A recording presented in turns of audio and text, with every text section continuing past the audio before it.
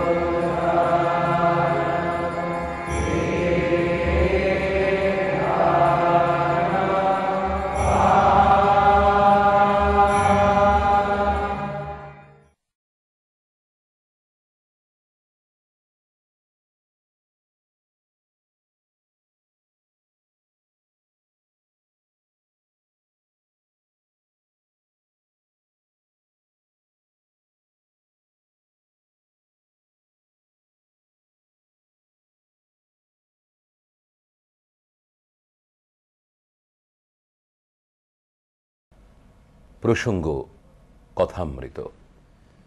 ওম তব কথামৃতম তপ্ত জীবনম কবিভিরেড়িতম কলমশাপহম শ্রবণমঙ্গলম শ্রীমদাততম ভুবি গৃণন্তি য়ে ভূরিদা জনাঃ।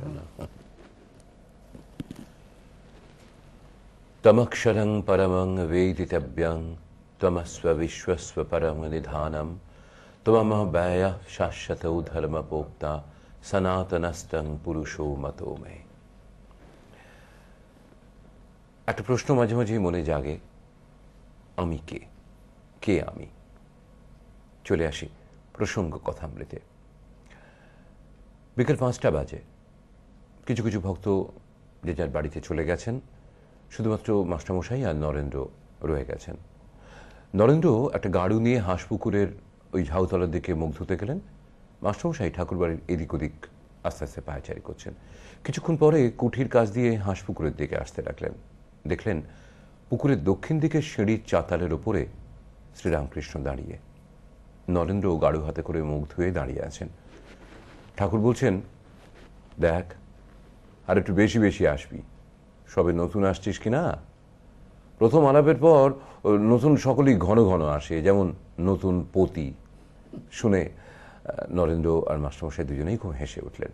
কেমন, আসবি তো? নরেন্দ্র ব্রাহ্ম সমাজের ছেলে, হাসতে হাসতে বললেন, হ্যাঁ চেষ্টা করব। সকলেই কুঠির পথ দিয়ে ঠাকুরের ঘরে আসছেন। কুঠির কাছে মাস্টারমশাইকে ঠাকুর বললেন, দেখো চাষারা হাটে গরু কিনতে যায়, তারা ভালো গরু মন্দ গরু বেশ চেনে, লেজের নিচে হাত দিয়ে দেখে। কোনো গরু লেজে হাত দিলে শুয়ে পড়ে, সে গরু কেনে না। যে গরু লেজে হাত দিলে তেড়িং মেড়িং করে লাফিয়ে ওঠে, সেই গরুকেই পছন্দ করে। নরেন্দ্র সেই গরুর জাত, ভেতরে খুব তেজ। এই বলে ঠাকুর হাসছেন। আবার কেউ কেউ লোক আছে যেন চিড়ের ফলার, আঁট নাই, জোর নাই, ভ্যাত ভ্যাত করছে। সন্ধে হলো, ঠাকুর ঈশ্বর চিন্তা করছেন। মাস্টারমশাইকে বললেন, তুমি নরেন্দ্রর সঙ্গে আলাপ করোগে, আমায় বলবে কিরকম ছেলে। দেখতে দেখতে আরতি হয়ে গেল। মাস্টারমশাই অনেকক্ষণ পরে চাঁদনির পশ্চিম ধারে নরেন্দ্রকে দেখতে পেলেন। পরস্পর আলাপ করতে শুরু করলেন। নরেন্দ্র বললেন, আমি সাধারণ ব্রাহ্ম সমাজের, কলেজে পড়ছি, ইত্যাদি সব কথা। এদিকে রাত হয়েছে, মাস্টারমশাই এবারে বিদায় গ্রহণ করবেন, কিন্তু যেতে যেন আর পারছেন না। তাই নরেন্দ্রের কাছ থেকে এসে ঠাকুর শ্রীরামকৃষ্ণকে খুঁজতে লাগলেন। তার গান শুনে হৃদয় মন মুগ্ধ হয়েছিল। তার বড় সাধ যে আবারও তাঁর শ্রীমুখে গান শুনতে পান। খুঁজতে খুঁজতে খুঁজতে খুঁজতে দেখলেন মা কালীর মন্দিরের সামনে নাট মন্দিরের মধ্যে একাকী ঠাকুর পদচারণ করছেন। মার মন্দিরে মার দুপাশে আলো জ্বলছিল। বিরাট নাট মন্দিরে একটাই আলো জ্বলছে, একেবারে ক্ষীণ আলোক। সেখানে আলো অন্ধকার মিশে যেরকম হয়, সেরকম অদ্ভুত দেখাচ্ছিল নাট মন্দির। মাস্টারমশাই ঠাকুরের গান শুনে একবারে আত্মহারা হয়েছিলেন, যেন মন্ত্রমুগ্ধ সাপ। এখন খুব সংকুচিতভাবে ঠাকুরকে জিজ্ঞাসা করলেন, আজ আর কি গান হবে? ঠাকুর একটু চিন্তা করে বললেন, না, আজ আর গান হবে না। এই বলার পরে কি যেন মনে পড়ল, অমনি বললেন, তবে এক কর্ম করো, আমি বলরামের বাড়িতে কলকাতায় যাব, তুমি যেও, সেইখানে গান হবে। যথাজ্ঞা। তুমি জানো বলরাম বসু? আগে না। বলরাম বসু বোসপাড়ায় বাড়ি। যে আগে আমি জিজ্ঞাসা করব। ঠাকুর মাস্টারমশাইয়ের সঙ্গে নাট মন্দিরে বেড়াতে বেড়াতে বললেন, আচ্ছা তোমার কথা জিজ্ঞেস করি, আমাকে তোমার কি বোধ হয়? মাস্টারমশাই চুপ করে আছেন। ঠাকুর আবার জিজ্ঞেস করলেন, তোমার কি বোধ হয়? আমার কয় আনা জ্ঞান হয়েছে? আনা একথা বুঝতে পারছি না, তবে এরকম জ্ঞান বা প্রেম ভক্তি বা বিশ্বাস বা বৈরাগ্য বা উদার ভাব কখনো কোথাও দেখিনি। ঠাকুর শ্রীরামকৃষ্ণ হাসতে লাগলেন। এরকম কথাবার্তার পরে মাস্টারমশাই প্রণাম করে বিদায় গ্রহণ করলেন। সদর ফটক পর্যন্ত এসে তার আবার কি মনে পড়ল, উনি আবার ফিরলেন। আবার নাটমন্দিরে ঠাকুর শ্রীরামকৃষ্ণের কাছে এসে উপস্থিত হলেন। ঠাকুর সেই ক্ষীণ আলোকে একাকী পাদচারণ করছেন, একাকী, নিঃসঙ্গ। পশুরাজ যেন অরণ্য মধ্যে আপন মনে একাকী বিচরণ করছেন। আত্মারাম। সিংহ একলা থাকতে একলা বেড়াতে ভালোবাসে, অনপেক্ষ। অবাক হয়ে মাস্টার আবার সেই মহাপুরুষ দর্শন করলেন। শ্রীরামকৃষ্ণ মাস্টারমশাইকে দেখে বললেন, আবার যে ফিরে এলে? আগে বোধহয় বড় মানুষের বাড়ি, যেতে দেবে কিনা তাই যাব না ভাবছি, এইখানেই এসে আপনার সঙ্গে দেখা করব। না গো, তা কেন? তুমি আমার নাম করবে, বলবে তার কাছে যাব, তাহলেই কেউ আমার কাছে নিয়ে আসবে। মাস্টারমশাই যে আঁকে বলে আবার প্রণাম করে বিদায় নিলেন। এইখানেই আমরা এই অংশটায় মানে পড়াটা বা বলাটায় আমরা থামলাম। কিন্তু এই যে তার মনের মধ্যে একটা আকুতি তৈরি হচ্ছে, আবারও সেই গান শোনা, আবারও তাকে দেখা এবং ফিরে ফিরে আসার একটা বাসনা, আকর্ষণ অনুভব করছেন। এটা তো একেবারে এই পরিচ্ছেদের শেষের দিকে আমরা দেখছি। প্রথমে মাস্টারমশাই যখন পরিচ্ছেদটিতে শুরু করছেন শ্রীরামকৃষ্ণকে নিয়ে, ওই যে শ্লোকটি আপনি পড়লেন, হ্যাঁ, ত্বম অক্ষরং পরমং বেদিতব্যম ত্বম অস্য বিশ্বস্য পরম নিধানম ত্বম অব্যয়ঃ শাশ্বত ধর্মগুপ্তা সনাতনস্ত্বং পুরুষ মতো মে। অর্জুন বলেছেন কথা যে আমার কাছে তুমি সেই সনাতন পুরুষ, অক্ষয় অব্যয় সনাতন সত্তা, সর্বব্যাপী ঈশ্বর। এটি কেন বললেন এর আগেও আমরা আলোচনা করেছি যে প্রত্যেকটি অধ্যায়ে যে প্রসঙ্গ আলোচনা হবে, ঠাকুরের সঙ্গে মাস্টারমশাইয়ের কথোপকথন হবে বা ঠাকুর তার নিজের কথা বলবেন, সেটি এই শ্লোকেরই যেন মর্মার্থ। হ্যাঁ, এরই ক্রমবিকাশ ধীরে এটাও দেখুন মাস্টারমশাই খুঁজে খুঁজে এই শ্লোকগুলিকে বার করছেন, নির্বাচন করেছেন, যেটা এর জন্যই বলেছিলাম যে চোজন পারসন শ্রীরামকৃষ্ণ। এবং আমরা ওই যুগপুরুষ কথাটা যে বলি, সেই যুগে তিনি বলেছিলেন, ইনি বলছেন এই যুগের ভাবটা আলাদা। যুগে যুগে তিনি অবতীর্ণ হন, কিন্তু যুগের প্রয়োজনে, যে যুগে যেমনটি প্রয়োজন, যেমন ভাবে বললে পরে সে যুগের উপযোগী হবে, মানুষের কল্যাণ হবে, ঠিক সেইভাবেই তিনি বলছেন। কিন্তু সত্তাটা সেই একই সত্তা, একই ঈশ্বর। যুগে যুগে যেন ভোল বদলানো বা রূপ বদলানো আমরা বলতে পারি। এখানে এই যে প্রথমেই মাস্টারমশাই বর্ণনা দিলেন ঠাকুরের, নরেন যাচ্ছে ঝাউতলায় গাড়ু নিয়ে, মাস্টারমশাই দেখছেন শ্রীরামকৃষ্ণ বসে আছেন, নরেনকে তিনি প্রশংসা করছেন, বলছেন যে ঘন ঘন আসবি। এইটা কথাটা আমি আর বেশি বলতে চাইছি না, অনেকে হাসবে। ঠাকুর কি উদাহরণ দিচ্ছেন দেখুন। এই যুগের অবতার কিনা প্রত্যেকটি সাধারণ মানুষের উপযোগী করে তাকে ধর্মভাব বিতরণ করতে হবে। তাই নরেনের জন্য হয়তো প্রয়োজন নেই, কিন্তু আমাদের জন্য বা অন্যান্য সংসারী মানুষের জন্য প্রয়োজন আছে। তিনি বলছেন একটু ঘন ঘন আসবি। আসবি তো?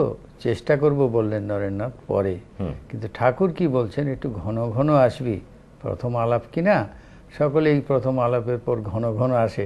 যা উদাহরণ দিলেন, যেমন নতুন পতি, আরে বিবাহের পরে স্ত্রীর কাছে নতুন পতি একটু ঘন ঘন যায়। সে তো পরের বাড়ির মেয়ে, তার সম্বন্ধে জানে না, শোনে না। একটু আলাপ পরিচয় হবে, তবে তো তার সঙ্গে তার ভাবের বিনিময় হবে, প্রেমটা জমবে, পরস্পরকে চেনা। এক্স্যাক্টলি তাই।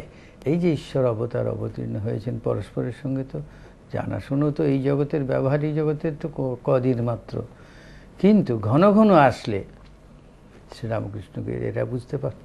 শ্রীরামকৃষ্ণ এদের মধ্যে তার নিজের ভাবটা সঞ্চারিত করতে পারবেন। এই যে পরে দেখবেন শ্রীরামকৃষ্ণ প্রশ্ন করছেন মাস্টারমশাইকে, মাস্টারমশাই চলে যাবেন, কিন্তু যেতে পারছেন না, তার একটা আকর্ষণ বোধ হয়েছে, বুঝতে পারছেন না যে কিসের এই আকর্ষণটা। ফিরে দেখছেন শ্রীরামকৃষ্ণকেই খুঁজছেন, খুঁজতে খুঁজতে দেখলেন যে নাট মন্দিরে একলা তিনি বেড়াচ্ছেন, এবং সেখানে ওই যে ক্ষীণ আলোক, একটা অদ্ভুত পরিবেশ তৈরি হয়েছে। সেই পরিবেশের মধ্যে শ্রীরামকৃষ্ণকে কেমন মনে হচ্ছে, পশুরাজ সিংহ একাকী বিচরণ করতে ভালোবাসে। পশুরাজ সিংহ সম্বন্ধে কথাই রয়েছে, দেখবেন কেন তাকে পশুরাজ বলা হয়। পাশবিক প্রবৃত্তির সে রাজা, সিংহের বেশি শাবক টাবক হয় না। ঠাকুর কথামৃতে বলছেন সিংহ 12 বছরে একবার রমণ করে, সাংঘাতিক কথা। সাধারণ পশুর মতো ঘন ঘন তাদের বাচ্চা কাচ্চা হয় না, 12 বছরে একটি হয়। সিংহ সেই জন্য আমাদের অনেক কম। আর তার বলিষ্ঠ যে ভাব, কতখানি তার সংযম অবস্থা একটা পশু অবস্থাতেও। এই জন্যে মহাশক্তির বাহন পশুরাজ সিংহ। আচ্ছা, মা দুর্গা সিংহের উপরে চড়েছেন। এসব পৌরাণিক গল্প বটে, কিন্তু পৌরাণিক গল্পের মধ্যে অনেক অন্তর্নিহিত অর্থ আছে। এই জন্যে সমস্ত পশুর মধ্যে তিনি রাজা, সমস্ত পাশবিক প্রবৃত্তির উপরে তার একটা কন্ট্রোলিং পাওয়ার আছে। এই জন্যে সিংহ, আর ঠাকুরকে দেখে তার সেই সিংহের কথা মনে হচ্ছে। একাকী পশুরাজ বিচরণ করছেন যেন অরণ্য মধ্যে। সিংহ একাকী থাকতে ভালোবাসে, এটা তো সকলেই জানে। সিংহ দলবল নিয়ে, এক গাদা ছানাপোনা নিয়ে ঘুরে বেড়ায় না শুয়োরের মতো, যদিও অবশ্য শুকর আমাদের একজন অবতার বলে গণ্য। যাই হোক, তার প্রবৃত্তি অন্য। এইখানে যখন বেড়াচ্ছেন, মাস্টারমশাই খুব সংকোচের সঙ্গে জিজ্ঞেস করছেন যে আজ কি একটু গান হবে, মানে গানের আরেকবার শোনার খুব ইচ্ছা। শ্রীরামকৃষ্ণ উত্তর দিচ্ছেন, না, আজ আর গান হবে না, হবে না। মাস্টারমশাই ফিরে যাবেন, ঠিক হয়েছে। তবে ঠাকুর বলছেন এক কাজ করো, এক কর্ম করো। ঠাকুরের ভাষাটা ভারী সুন্দর। কাজটা নয়, কর্ম করো। কি কর্ম? মানে একটু পরিশ্রম করতে হবে তোমাকে। সেটা কি না, আমি বোসপাড়ায় যাব। কলকাতায় যাবেন তিনি, বলরাম বসুর বাড়ি। যেহেতু ও কলকাতার মানুষ, সেই কলকাতার মানুষ বলেই তিনি পট করে বলে ফেলেছিলেন কেশব সেন কেমন আছে। কেশব সেন কেমন আছে? কেশব সেনের অসুখ করেছে। কলকাতায় কত মানুষের এরকম অসুখ করে, কে কার খবর রাখে?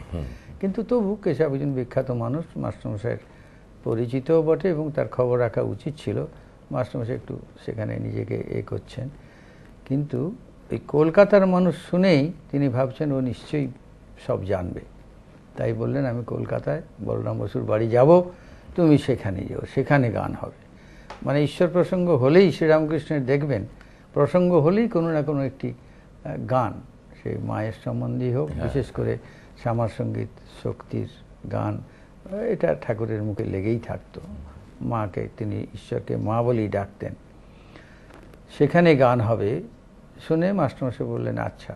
কিন্তু ঠাকুরের মনে হলো যে তুমি চেনো, জিজ্ঞেস করছেন যে হয়তো চিনতে পারবে না, যেতে পারবে না। এটা ঠিকই, শ্রীরামকৃষ্ণ যেন তাকে ধরিয়ে দিচ্ছেন। এর মধ্যে অনেক কথা এসে পড়ছে। দেখুন, বলছেন তুমি চেনো বলরাম বোস বাড়ি? বলে খুঁজে নেব, বোসপাড়ায় বাড়ি, সহজ, খুঁজে নেব, লোককে জিজ্ঞেস করব। বলি চলে যাচ্ছেন, গিয়ে আবার তার মনে হয়েছে ফিরে আসছেন। ফিরে এসে শ্রীরামকৃষ্ণকে বলে আবার ফিরে এলে কেন জিজ্ঞেস করছেন।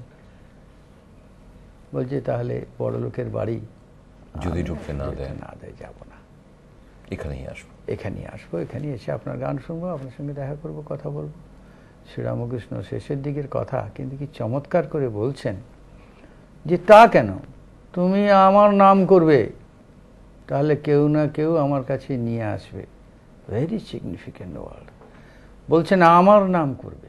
ভগবানের নাম করলে কোনো মানুষের কোনো জায়গায় যাওয়ার অপেক্ষা থাকে না, বা কোথাও কোনো বাধা সৃষ্টি হয় না, কোনো বিঘ্ন এসে কাছে সে পৌঁছে যাবে।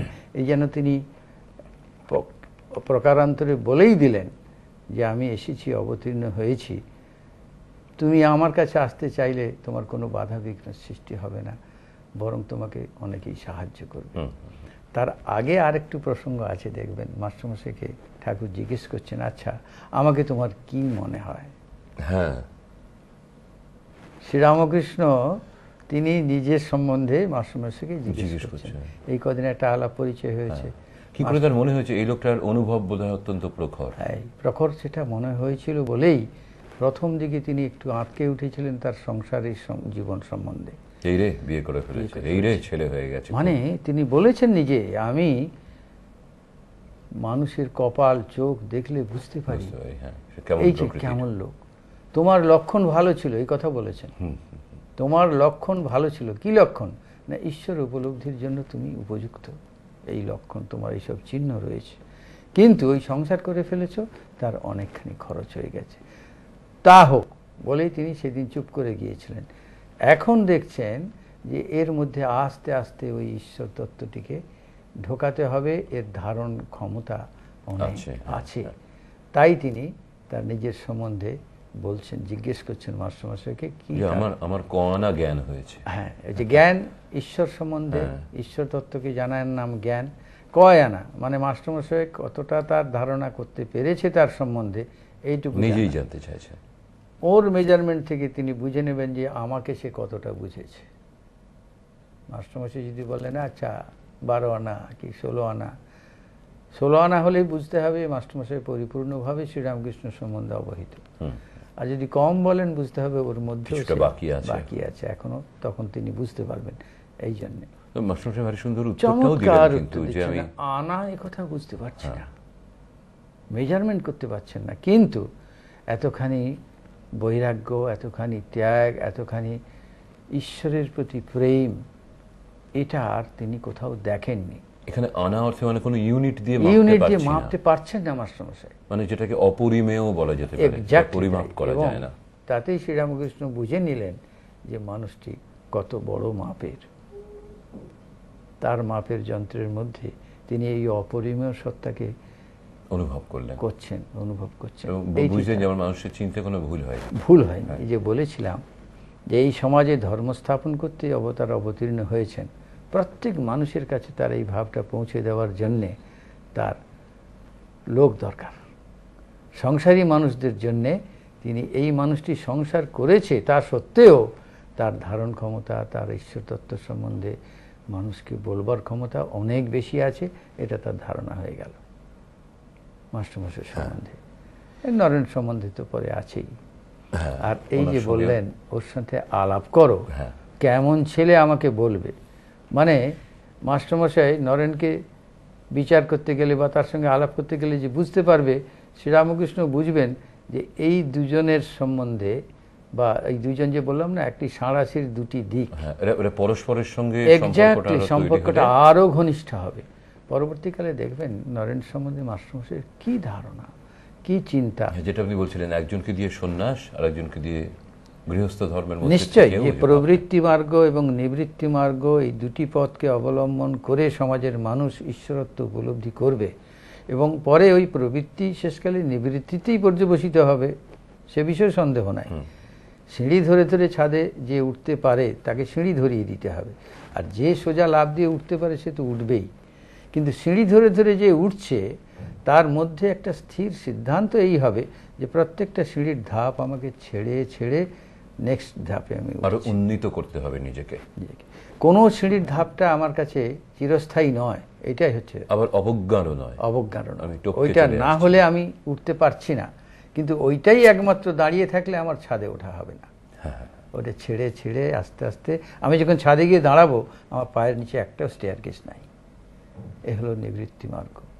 শেষ পর্যন্ত সব কিছু পরিত্যাগ করতে, সব কিছুর প্রতি আসক্তি শূন্য না হতে পারলে ঈশ্বরত্ব উপলব্ধি হবে না।